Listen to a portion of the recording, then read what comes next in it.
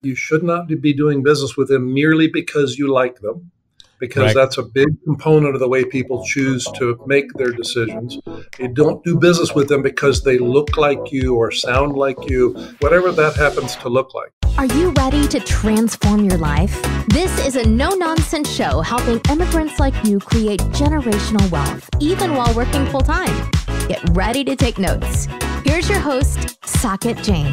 Welcome back, Migrate to Wealth listeners. Today we're talking to a gentleman who is a 30-year veteran in the investment industry. So a wealth of knowledge, wealth of experience. He's seen multiple downturns, upturns, whatever we can imagine.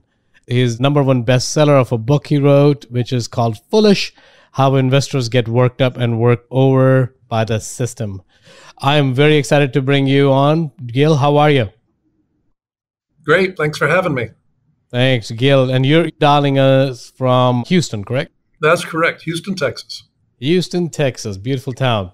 So, Gil, we usually start this episode with not a whole lot of detailed introduction because your story is going to be beautiful. We're very interested in your story and think your background is going to get uncovered through the story. The way we kick off the show usually is, the show is all about migration to wealth. The most important word there being migration, not necessarily the word wealth. And the way we look at migration is change, and more importantly, intentional change towards creating a life by design. And wealth is more holistic for us, with money being an essential component to it. So with that said, Gil, why don't you help us understand your migration story? Well, I am third generation here in the U.S. My great-grandparents came here from Germany and settled in the Texas and Arkansas regions, and my mother's family is Welsh, so England and Scotland. So they immigrated to Central Texas. So I've grown up here in Houston, 63 years old, and got into the investment business almost 40 years ago, and Wow. Have built some wealth for myself and for the 200 clients that we do business with. That's awesome, Gil. So how did you get into the investment business? Before we talk about what you do today, did you grow up thinking that you're going to be a wealth advisor? Did you not know what path you want to charter and fell into it? How did that come along? There's a lot to unpack there. So I grew up poor. My parents were divorced when I was 10, so we had some financial hardship. And I found out later that one of the defining characteristic of a top producing stockbroker is financial trauma as a teenager. And it creates a resolve to change your situation. And the stock brokerage business is one that's relatively easy to get into because it doesn't require any capital, and it puts you right in a spot to have very high earnings potential. And so I thought that the stock brokerage business would be a very good place for me, wanting to make a better life for myself and not having any resources to do so, and establishing the resolve that I wanted to change my situation. So I did a study in 1989 for the brokerage firm that I worked for. They gave me the phone numbers of the top 100 advisors at the firm, and they asked me to call them up and ask them 25 questions, profiling them, and the most common denominator among them was having financial trauma in their family as a teenager, creating that resolve. So how did you I understand that. Let's dig deeper into that for a second. So of course you had it's unfortunate that you had that happening at a teenager or a very young age. How did that translate into you being exposed to the financial world? Understand that, why didn't you go start a startup or launched a business, or why stock, right? How did you find that path? Two things. I'm a numbers guy and I can do mental math very well. That led me to get an economics degree, and I could see sort of the big picture of how the economy worked and what drove motivations, which is really what economics is about. It's the collision point between finance, politics, and motivation. And when I was in high school, despite the fact that I lived in a pretty decent neighborhood, we had financial trauma and my mother was just barely able to make ends meet. But I had a very wealthy fellow student at my school who I became best friends with. His doctor was a very well-to-do and prominent orthopedic surgeon in town and had fancy cars, Ferraris, and lived in the best part of town and, went on the best vacations. And I noticed when I was about maybe 12 or 13 years old that his life was very different than my life. I decided that I had to figure out how they lived their life and how I could make a life like theirs. And so that's why I decided to pursue the career path that I did. My God, that's amazing story, Gil, right? You turn your adversity around because, usually these adversities can result in two different things. One is it can break you down and you go into a negative spiral where it's hard to come out of that. But the way you looked at it, of course, I'm sure that path was hard, but you took charge of that and basically figured out a way, developed a resolve to get out of that. So now you're in the situation where you've found that, okay, you want to be closer to the money. You've found the brokerage firm, your stock market. It's kind of like you want to be in that field. Now, what happened there? Because you were very successful in that career. And then at some point in time, you left that journey and started your own wealth management company. So help us understand that transition. So I'm going to give you a little bit of backstory about the advice business, and it'll help you understand the answer to the question that I'm going to give you. Anybody can give you financial advice, but only two types of people can get paid for it. They either have to be a broker working for a brokerage firm, and they have to be obligated under the rules of registration that belong to FINRA. The Financial Industry Regulatory Authority is a self-governing body of the brokerage firms. You have to work for a brokerage firm and you have to abide by their rules.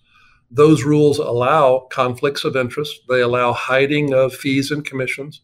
They allow self-dealing and other components that drive profits for the firm. That's path number one. Path number two is that to get compensated for giving advice, you have to charge a fee. You cannot earn a commission. You cannot work for a brokerage firm. And you have to eliminate virtually all conflicts of interest. And you have to act as a fiduciary. Essentially, we're talking about gray area inside of morality, where the brokerage firms fight to own all of the gray area because they are allowed to. Whereas in the other type of registration, I have to understand that gray area and fight to get my client to keep that gray area. So it's no man's land in what is moral, what is legal, what is ethical, what is right. The brokerage firm want to own all of that gray area, and I want to give all of that gray area to the client. That led to lots of conflict between me and my employer. And as my sense of morality got sharpened and sharpened and sharpened, it became more controversial for me to operate inside of a world where I saw my firm taking possession of that gray area where I thought the clients should own it. And we fought over that gray area a lot. And I eventually told them I wasn't going to do it anymore. And so I left and switched registrations. So that's interesting. That So October of 2010. I'm glad you did that because I think that's the right thing to do, right? So kind of like, let's go back to the first situation. It's always interesting. Everyone needs to pay attention to that one, that specific point, because what you said was that these regulatory bodies allow the gray area to be, it basically works in the favor of the advisor, right? That's right. If they're not the real fiduciary, and we'll talk about fiduciary for a second in a little bit, but essentially what you're basically saying is, I know I'm putting words in your mouth, so just tell me if I'm wrong. So far, so good. All right. So what we're talking about is that most of these big institutional advisory firms, what they're basically saying is they're twisting the rules, using the rules to their advantage by selling products and services that may not be in the best interest of the client, or said other way, it is in the best interest of the client, but it helps them more as an institution rather than the client itself. Is that the true statement? Fair. That's fair. Yeah, that's true. That is insane. They are, and I don't want to totally throw them under the bus because there are some reasons why that's not a bad thing. So it's not as though the investing community is getting pillaged by the brokerage community. I don't want to say that. There are circumstances that are better handled by a brokerage firm than it would be by a fiduciary advisor. And I'll give you some examples. If a man or family with a $2 million estate and has 5 heirs, and I don't know the person who has the estate, the husband and the wife die, and the heirs want to come to me and have me transfer that account that belonged to the parents break it up into 5 individual relationships with the inheritors, and then they're all going to go buy real estate or do something else with the money. There's absolutely no way I'm taking that client, because the fiduciary responsibility is too great. And the time period, it might take me 2 months to do all the paperwork, to grind through all of that, and then they're all going to be gone. I get paid on a retainer basis, as opposed to, I would probably want to charge them $10,000 or $15,000 for running through all of the machinations to get that done for them. That would be way better done on a brokerage platform, working with a Merrill Lynch or some other big firm. I'm not in a position to handle that type of business. So there's an example where they wouldn't be harmed by that and would actually probably get better service than from me. Yeah. I think in that specific example is when you say you're not in the position to help that specific case that you're talking about, is it because of the scale? Is it because of the infrastructure? Is it because of the responsibility that you're undertaking, especially if the client's going to go away? Because most of the advice that you're going to tell them, you don't know if that's going to be implemented or not. Where do you feel? It's all of that. We have a $5 million minimum. So the whole household would be below our threshold. Our average account has over $7 million in it. I cannot handle 5 accounts that have, $800,000, in this case, $600,000 in them, whatever the number is. And they are probably not my best profile type of client. Had possibly not had any wealth of their own. I'm not in a position to coach them and teach them. I just don't have the bandwidth to counsel with them and do it, especially when they could pay somebody a commission to handle all that business, get it all buttoned up, and they go their separate ways, where my business model kind of relies on, we have a very long-term relationship, and if I'm being rented for a very narrow window of time, my heart's just not going to be in it. So I think it's also responsibility. So correct. No, I think that makes sense. Lots of parts to it. So. That makes sense. But I think if I were to distill that conversation, what really was basically saying is not all brokerage firms created equally. Not all fiduciaries are created equally. So you have to do your proper due diligence of whose interest the brokerage or the advisor is working for, right? Are they really working for yourself? And it's kind of funny, when I was exploring my path, Gil, and I don't usually share the story much, I was exploring joining a financial advisory firm, and everything was going well until the end. They basically said, how are you going to make money, Saket? I'm like, what do you mean? They're like, you need to start selling insurance products. I'm like, what do you mean I need to start selling them? If it's in the best interest of my client, that makes sense. They're like, no, otherwise you won't be able to survive. I'm like, I don't want to be part of that business where I'm selling something because I have to benefit. If I'm selling something that benefits a client, inadvertently benefits me as well, I'm fine with that. Right. So that was kind of like my exposure. So your comment hits right at heart. Of course, I didn't know the working of the industry. I just knew what I was told. I didn't like that idea. Well, the insurance products are notorious for having very high commissions. Right. And if your business isn't fully scaled, every prospect that you run across, the first thing that you're going to try to do is put the highest commission product to work for them so that your job is easier. And that's not illegal. It's not the kind of business that I would want, but I actually got started in that industry. I was never a big fan of insurance, and my business scaled relatively quickly so that I could escape the vacuum, if you will, that would be drawing me towards high commission product. I just didn't like the whole ecosystem, and I put up with it for far too long. And I managed to cobble together a pretty honorable business. And frankly, I think a lot of people in the brokerage business do. It's just an uphill battle that I got tired of fighting. And I just felt like I really needed to switch to the full fiduciary model. And many honorable advisors just never get there. Yeah. So that was just something I decided. So that's awesome, Gil. I know we were talking about, I'm glad you did that. I think that's the right thing. That shows a lot. I'm sure it takes a lot of courage, but it also shows your morality, right? The reasoning for you was less, I'm sure there's always a financial component to do anything, but it was really driven through your morality issues, the conflict of morality issues that you were having with how you're serving with your clients and how you wanted to actually serve them. In the end, my business is about 6 times the size of the practice that I left behind, and my compensation is much higher. So doing the right thing has benefits to me, but you cannot lead with that. Your example of the insurance transaction was the leading edge of the tip of the spear is self-service interests of the investing community versus the tip of the spear in my world is to do whatever is best for the client and let the chips fall where they may.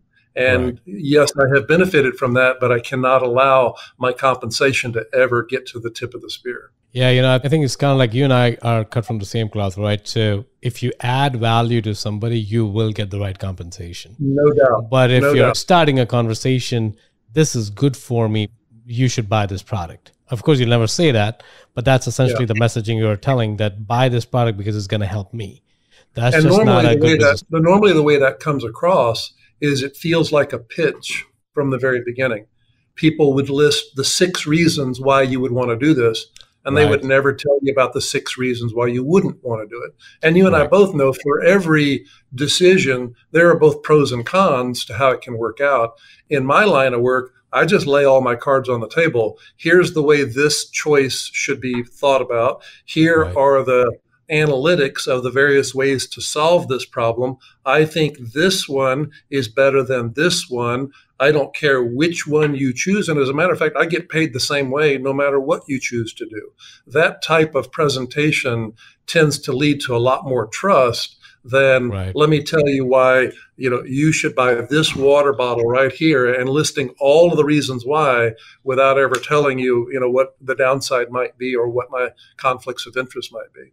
I love that. I think we've set the stage, right? So I think what we're basically saying is the last 15, 20 minutes of conversation, if we were to distill in a few aspects, one really is understand who you're working with, right? Just because they are associated with a big institution or a small institution, you have to make sure they're working in your interest as a client, right? The second thing really is more about work with somebody who has the same aptitude, attitude, more values as yours. Just because somebody may be very successful doing that does not necessarily mean that the right advisor for you, right? Yeah, and I would add that you should not be doing business with them merely because you like them, because that's a big component of the way people choose to make their decisions. You don't do business with them because they look like you or sound like you, whatever that happens to look like. And the more money you have, the better choices you're going to have. My services are unavailable to up-and-coming, start-out investors. Not that I have my pick of clients, but with a $7 million average balance across 200 clients, there's only so many clients I can handle, and I just don't have any need to take the smaller ones. Well, when you are a smaller one, you don't have as many choices, is my point.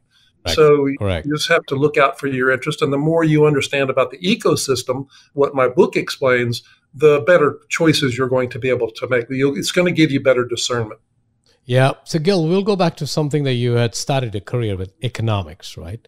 Yeah. So because economics gives you, I don't think you become smarter by taking any course in college, but it gives you a way of looking at the world. That's really what I'm more interested in, right? So chances are, if you were like me, you've probably forgotten everything you learned in economics, but you carried some of the core principles throughout your life, right? So let's help understand that. Let's break it down. Why having a macro level view from the economics, from geopolitics, and what all we need to do, what role does that play into your investing career? Then we'll go specifics into how should people look at investments?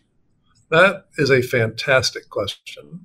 The way I would answer that is, when you understand a concept like climate change, I think that a lot of the argument about climate change is much the same as the argument about acid rain from 30 years ago, or the impending nuclear debacle from 50 years ago, or the ozone layer from 20 years ago. All of these were disasters that are just on the cusp of manifesting. And guess what? None of them have really manifested. And in the climate change debate, it started out 19 years ago as global warming. And then we found out that the globe was actually cooling, and we had to change the argument to climate change. These are control constructs that lead to power shifts, and the people in charge of the narrative are the ones that benefit from the power shift. So if you view the global system for energy consumption, for example, you're quickly going to conclude that I don't care what happens with global warming, whether it exists or doesn't exist, and I would argue that it doesn't.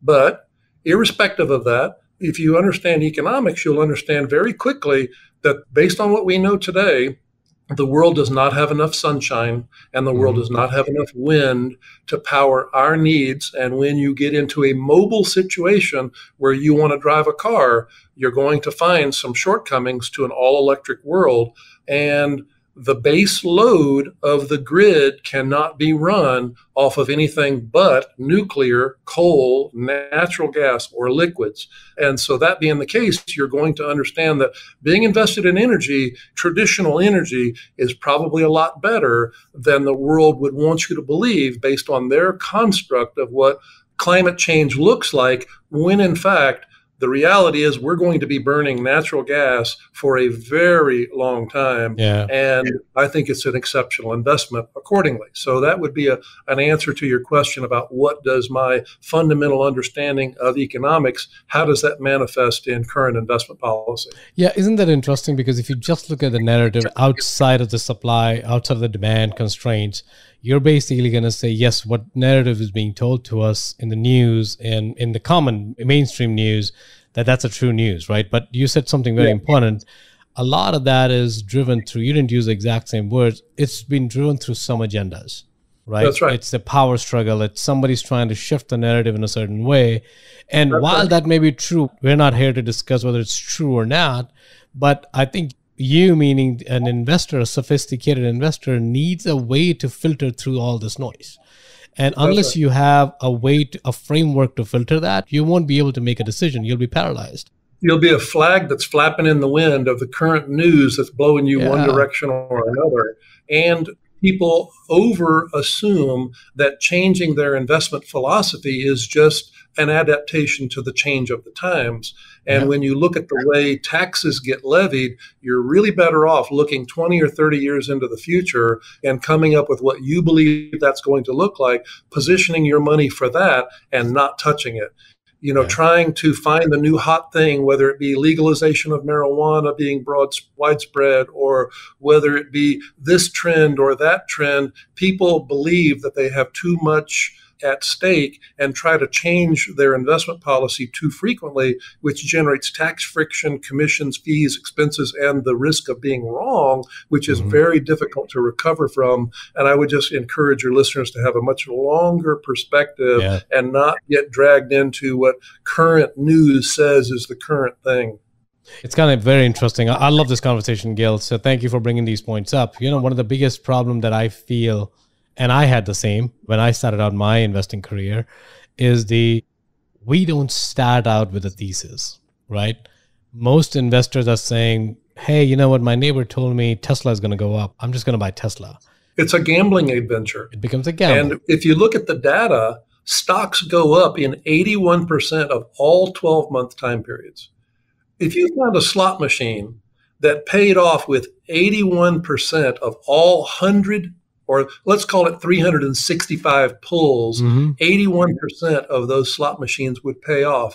You would never leave to go to the bathroom, and you would hire an armed guard to sit at that slot machine to make sure that nobody else used it while you went to the bathroom, because you would not want to interrupt the repetitive nature of the data that says that stocks go up in 81% of all circumstances. You would be long stocks all the time, and you would not be making abrupt changes. But most people don't understand that data. So there's their base thesis that you're talking about needs to be something different than chasing the current trend. Yeah, kind of like I think you need to develop a thesis. Like, for example, we always talk about having a diversified portfolio, which I know you're a big fan of. We were just talking before we went on air that not all things are created equally, right? So you want to have a diversified portfolio where you have a mix of real estate, energy, private businesses, your stock market, your public markets, your bonds, all of that combination, your gold maybe. Everything has a role to play in. But however, the world, unfortunately, the way it works is the only industry, the only asset class that's the most commonly understood asset class happens to be the paper assets, right? Kind of like the stocks, the bonds, the mutual funds. right? Gold and silver and energy, you got to figure out what aspect these asset class play in your strategy, right? I think I see that, and I would love to hear your perspective on that. Most people are afraid of making these assessments by themselves because of two reasons. One is they think somebody else is smarter than them to have a thesis. That's one. The second is they feel like somebody else understands these asset class better than them, right? So I would love to get your perspective on whether these assumptions are correct, at least in your long career as an advisor. And if they are correct, how do you handle that for your advisors? Because I personally feel, and I can feel it, that you have a teacher's mind and teacher's heart, that you actually want to educate your investors to make sure they are better off should they decide to ever leave you. Hopefully they never do. Hopefully you're doing an amazing job, which I believe you do. But if they do, they're better off in making their own decisions after that interaction. Help me give that perspective. Sure. I think that their fear that you're talking about is probably something a little different than that somebody else understands better than they. I think that it has to do with what has been proven time and time again by psychologists who have revealed that the pain of losing is a more acute sensation than the pleasure of winning. This has been proven predominantly by Nicholas Tversky and Daniel Kahneman in particular, proved that when people sense a loss, if you lose $100, you feel it on a scale of a 10. But if you win $100, you feel that on a scale of about a 3. And so people are wired to be more averse to risk than the mathematical value of the dollars in play. And that creates a natural aversion to make changes. It creates a gambler's mentality. We get social affirmation from our wins, which may not be indicative of actually having any true financial success. People just don't like to be wrong.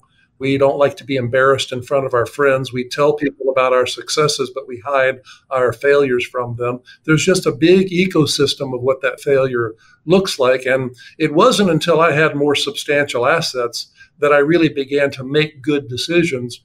And I think the turning point for me was at the point which I was willing to lose.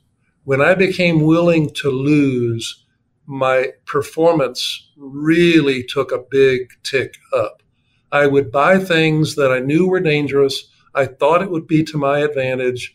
They seemed to be valued correctly. And I thought that I had an inherent advantage from the fact that I just didn't really know what was going to happen next.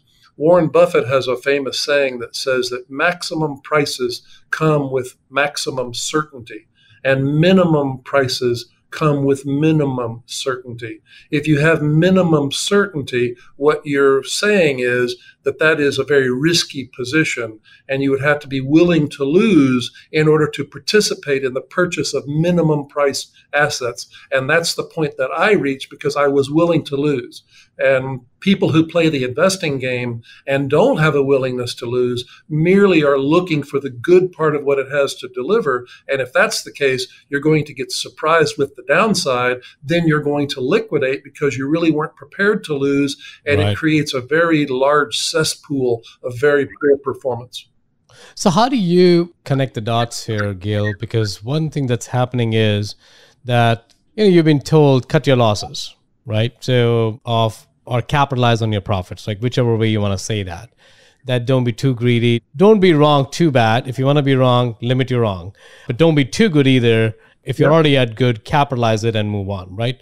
So when we look at that, and I want to also harp on one point you made, which is more about when you had assets of a certain order, that's when your performance changed because you were willing to lose, right? And what would be your advice to somebody who is actually starting out? They have the assets.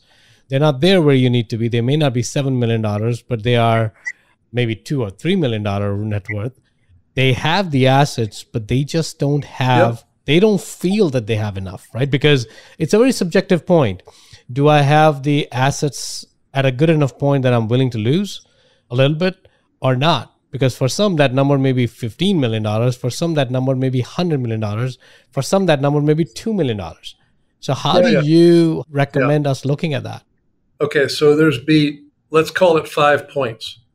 1 point would be liquidity requirements, because people could be lured into taking risk because they think it's going to go well. And then they have the sudden epiphany, oh my gosh, I needed that money to make the down payment on my next house. Well, if that was the case, you should never have sacrificed your liquidity to begin with. Right. It could be volatility. Commercial real estate has volatility, but you can't see it because it's not being priced on a statement every month. So visibility to volatility would be another of those components. It could be tax friction, where earnings of interest on a bond are taxable as ordinary income, whereas a dividend is capped at a 23.8% tax rate, or half of whatever your earned income tax rate is. There's just all these various components of how a decision should be made as to whether to participate or not. And then you get into deployment of the capital and having to deal with the ecosystem that you've created for yourself and how your other money is invested, liquidity, real estate, minerals, oil and gas, or private equity, or the cash flow of the business that you're actually in, stocks and bonds and interest and money funds and all these various components. It has to be viewed in the totality of what it is that you're trying to accomplish, and make sure that you stay in your lane and don't get drawn into doing something you wouldn't otherwise have done just simply because you have the fear of missing out. Yeah. So would you think that, let me ask a very controversial question, because I'm going to challenge you on something really quick here. Does everyone needs an advisor? Or maybe better ask the question, who does not need an advisor? Buying the equity market in a low-cost index fund, such as the S&P 500, is a fantastic way to participate. And if you merely need market risk, you can buy the S&P 500 in the form of an ETF, which will generate almost no fees and almost no taxes for as long as you own it. And if piling up equity risk, which is what someone should be pursuing, if they believe my 81% scenario from a little while ago, and you're willing to give up your liquidity because you can sell that vehicle, but you probably wouldn't want to, then a very simple situation for somebody who's making their $6,000, $7,000 IRA or Roth IRA contribution, you don't need an advisor for that. You can call Vanguard up or Fidelity or Schwab or any of those firms, and for very little cost, purchase some exposure, which is really what you should be wanting. An advisor really comes into play when you've got more at stake. The costs of hiring an advisor are diminished by the sheer size of what you're dealing with, and the complexity of what you're dealing with is beyond the scope of either what you're capable of or wanting to deal with. We have a lot of clients that are plenty smart that just don't want to deal with it. And an example would be, I understand tax law well enough to do my own tax return. I don't do that. The stakes are too high that I were to make a mistake. And for $15,000 a year, I can hire a CPA that makes sure that all my T's are crossed and my I's are dotted, and I'm happy to pay that to make it somebody else's problem. In this world, the majority of our clients are plenty smart and understand this. They want to make sure that I understand and that I am operating every day looking for ways to advantage them so that they can go live their life and play golf and travel and run their business and spend time with their family. This is not something they want to get wrong, and it's something that they're willing to pay somebody else to do. I'm not going to say that I can run circles around everybody else, but I do understand enough of the rules and the implications, and people are willing to hire me to work that system for them. So that's the person who should hire an advisor. No, I love that. So Gil, one thing too, help us understand, how do clients, so we talk about one of the biggest factor of maybe folks being paralyzed to make a decision, right? Which is one of the things, is the fear of loss is bigger than the joy of gain. And I'm paraphrasing that. And that is true, because I've seen that. But now let's go deeper into that. Are they okay with an advisor being wrong? Because not every advisor, and I don't know about you, but it's not like every move that I make is going to work. Some moves are not going to work, right? Not because they're outside of my control, not because I didn't do my due diligence. So are they okay with that loss? Because that somebody else made that loss, even though it's their loss? Well, that's a really good question. So the way I think you should look at it, and this is a matter of perspective, There's no direct answer to your question, except I would say that an advisor, even a brokerage advisor whose interests may not be fully aligned with yours, is probably a better choice than going alone. If you look at the statistics, and there's many studies that have been written or done on the history of how good a decision or bad a decision do the typical investor make. The typical investor is always late. They leave too early. They're not patient. I think the study from Dalbar says that 60 or 70% of all the returns that could be gleaned from investing in stocks is lost by the typical investor just simply from poor timing. So when you think about the monumental hurdle that the typical person has in one, not understanding the system, and two, not understanding themselves, they are usually way better off hiring an advisor because the advisor is simply going to be wrong less often than you. So your question was phrased, and is an advisor always going to be right? That's not the question. The question should be, is an advisor going to be right more often than I would be without the advisor? And that's a very different hurdle than being right all the time. And it's a very low standard that all I have to be is more right than the typical investor. I'm going to be at least 2 times as right, if not 3 times as right, and still be wrong a lot. Right. I love that because I think it's always right. So there's always a debate whether you should hire an advisor or not, including in mine, because I'm a syndicator and a capital raiser. So for me, it's the same thing. It's like, does every deal that I put my hand into is going to work? I think we all have what we can control. And we all have that things that we can't control, right? If we miss on the things that we control, shame on us. But if we miss something that is out of our control, like COVID, like printing money, like inflation and all that good stuff, we can't really control that. Now, did we take advantage of that in our career? Yes, we did. But will at some point it's going to go work against us? Yes, it will. So I think it's just a push and pull, I believe, right? So that's an important piece. So Gil, I love this conversation, man. I think you and I can go at it for hours at end.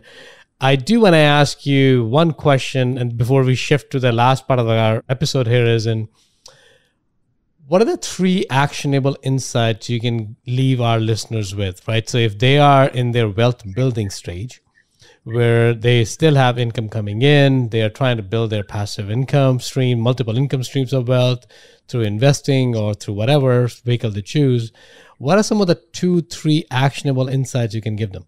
First thing I would say is to develop your skills in mental math, your ability to decide what is better for me just by being able to quickly determine the value of 2 different courses of action. It's the same kind of concept as calculating how big the tip is going to be at the local restaurant. I normally leave a 20% tip if the service is at least decent or pretty good. And it's very easy for me to find out just by shifting the decimal point on my bill to the left 1 digit. I can pretty easily come up with what 10% looks like, and I simply double that. So these little tricks of the way to calculate what does 20% look like, and is 20% better than this or that. Working on mental math skills would be the first thing that I would challenge your listeners to think about. The second thing would be to understand fees and expenses and the drag to returns when you pay those expenses versus other choices that might have been free. And there are tons of free or near free options in the marketplace that are not inferior to the much more expensive versions of them that the brokers talk to you about. So low-cost index funds being one of those. And the other thing that is probably the most important would be to understand the tax code, because there's certain behaviors and certain types of investment products that have very bad tax outcomes if you understood the tax code and what it encourages. They're in current tax code. The maximum tax that you're going to pay on most things is about 43%. And the minimum tax that you can pay on the same vehicle could be 0. Right. So that range of choices has a lot to do with how you structure your investments and how you understand the code. And if you don't understand it, you really would be way better off. If you look at it that way, you could almost double your returns if you avoided the highest tax cost vehicles. And so that could have a very profound impact on your results over time. Amen to that, Gil, because I always tell folks that don't take pride in paying taxes. And that's a different debate for a different topic, a different day, because you have to make sure that the tax incentives and tax laws are designed to figure out a way to save taxation as well while being productive members of the society, right? I think there's some sort of a patriotism to say, I'm going to pay 42% taxes. But, oh, by the way, at the same point, I'm going to put as much money as I can in 401k, right? So if you want to pay most taxes, go pay 401k. Don't take 401ks, right? So it's an interesting, I think, and if you are able to save that 42% of the tax, that's an immediate rate of return. Your risk goes down drastically if you're able to zero that out. It's just an interesting way. I think folks need to start paying attention to that, and hopefully they will. So we're now moving towards the last part of the section. So Gil, we were talking about the key insights, right? Let's shift gears. What would you tell your 20-year-old self as the key insights? Are they going to be any different than what we just shared with our listeners? I think understand your weaknesses and understand yourself. And back to the tip of the spear, always think about how you're interacting with other people. And when you're interacting with a customer or somebody who could be your customer, to put yourself in their position. Back to the golden rule, how would you want to be treated? And treating other people in the way that is disadvantageous to you is most often what is advantageous to them and is what will most often give you what you want. And so giving other people what they want is the easiest path to get what you want. And so I think being others focused is really the way to model your life towards maximum prosperity. Perfect. Gil, well, we're running short of time here because I know we both have hard stops here. So thank you again for jumping on the call. Gil, where can people find you and your work? My firm is called Segment Wealth Management, segmentwm.com. You can buy my book on Amazon, Foolish. Just put in Foolish book and it'll come up. And people can sign up on my website for a blog that we write, which is sort of educational. Nobody will ever call you. We don't sell the list. You just sign up for it, no obligation whatsoever. And that's segmentwm.com/blog. Great, Gil. Thanks a lot. We'll make sure we include all of that in the show notes below. Gil, again, thank you for a fascinating conversation. I have a feeling you're going to be coming back on the show. I enjoyed the conversation immensely because it's a topic that's near and dear to my heart. So thank you again, Gil. I really appreciate it. Thanks so much. If you got value from this episode, you might consider sharing this content with a friend. But most importantly, be sure to take action on what you've learned. One way you can take the next step is to connect directly with Saket on an investor call. That link is waiting for you in the show notes below. The content of this podcast is for informational purposes only. Please consult your own advisors when making any investment decisions. Keep listening. We'll see you on the next episode.